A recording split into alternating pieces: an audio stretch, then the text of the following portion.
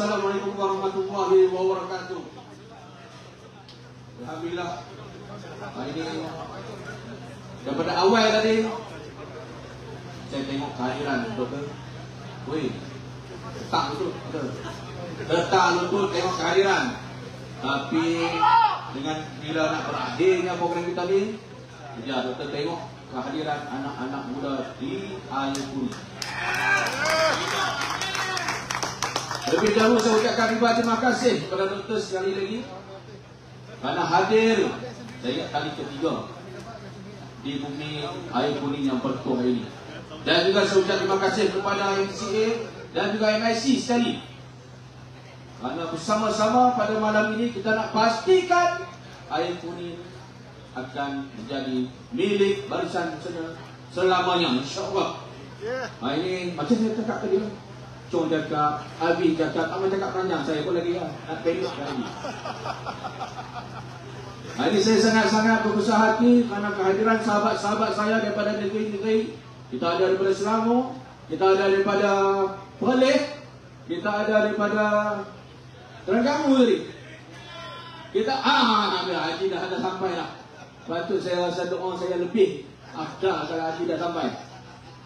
Terima kasih sekali lagi saya ucapkan kepada sahabat-sahabat saya ni. Doktor, ketua-ketua pemuda UMNO bahagian-bahagian negeri Perak. Sebulan dah kita berkampung di Ayapuni. Kerana apa? Kita nak pastikan kesinambungan anak muda, kesinambungan generasi akan datang akan dipelihara lagi.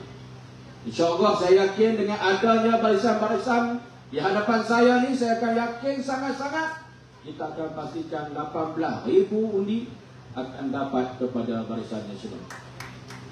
Saya setakat sudah doktor panjang lepak Hari ini kita ada 2 basker dulu. 2 basker dah habis hari ini kita hadir. Tu ada kiri dan kanan.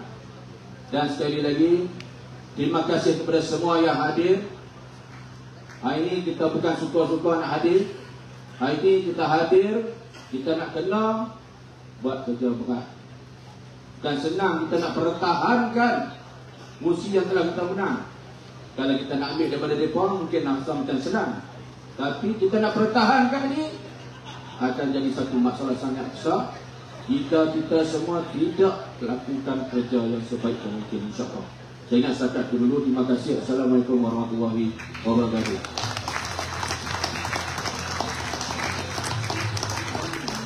Terima kasih diucapkan kepada Yang Bahagia Saudara Nazirul Jamaluddin, Ketua Pemuda Barisan Nasional Negeri Perak.